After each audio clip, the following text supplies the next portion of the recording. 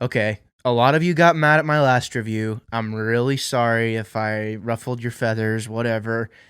Let's talk about one that I really already really like.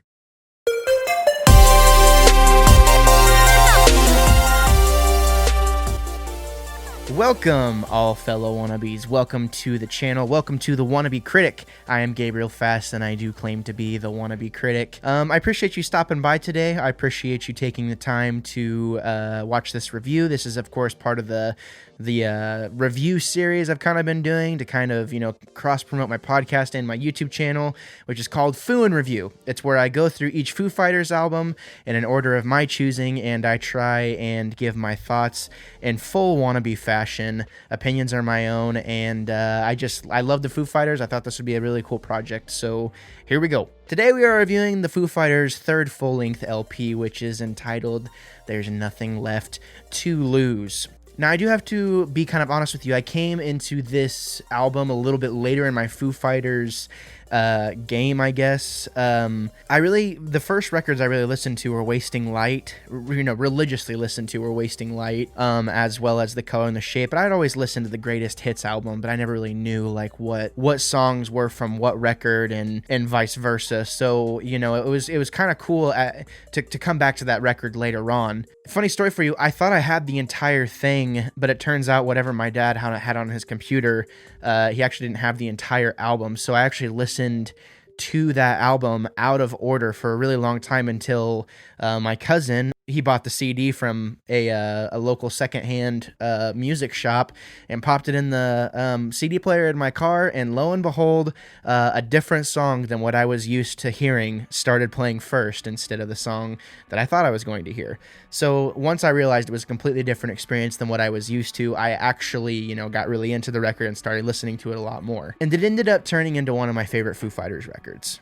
Not only do you have the album starting off with an absolute banger of Stacked Actors, which is kind of an underrated song in my opinion. I feel like it doesn't get as much love as it should. Then you have all these songs laced throughout the record that keep you engaged and ready and wanting to listen to more. And it just makes it really easy to just kind of keep that record on repeat at all times. I mean, you're talking about songs like Breakout, Learn to Fly, Generator, Next Year even. I mean, there's all these awesome songs that really have a really nice way about them. And it's kind of cool how, all these engaging songs are sprinkled throughout the record, but there's like a definitive, like more rockish first half and then kind of a more like chill back half. But it's still got a nice mixture and kind of like it's a nice marriage of those two things of kind of just being laid back and, the rockier side of things, so to speak. Really brings you that alternative vibe, you know what I mean? Dave Grohl talks about this record and how they, he bought a house in Virginia and they recorded it in his basement,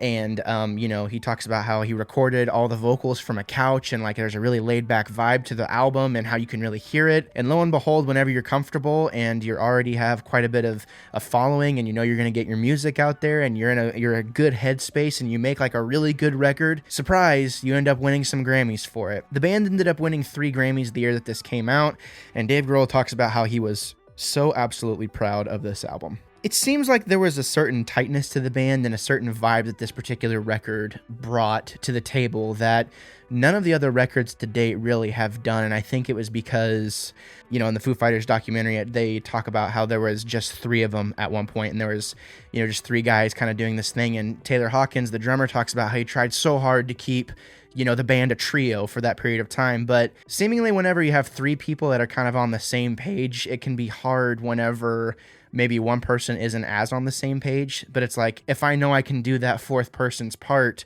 then why wouldn't I just do it myself if I'm just trying to make an awesome record? Which I don't know if that was the mentality, but I could totally see that being the case. Dave Grohl talks about how he wanted more to be incorporated moving forward, and then that sound kind of lost its touch as time moved on and the Foo Fighters began to do different things. I don't have a lot of negatives about this record. I've made the argument that there's like, oh, there's only a few good songs on this album and that's why it's good or not good, whatever. I feel like all of these songs are generally pretty good. And, there's not a ton that I ever really skip. There's a few that I'm not really crazy about, like Stitches, not crazy about it. It's okay. But I don't really get tired of listening to this album, and I don't really get tired of the feelings the things that it makes me feel. I think it's a very well-rounded experience that any vinyl collector should probably have. I mean, it's a top-notch record with some iconic songs on it that you're going to find yourself spinning, and it's highly enjoyable. I really don't think you'd be skipping a ton of songs, if you decided to listen to this. But as far as the score goes, I'm going to give this an 8.5 out of 10. It just feels like a solid score. I give it that score because while there are very iconic songs and, they were like very in the pop rock, not pop rock, but they were just very more popular rock songs at the time.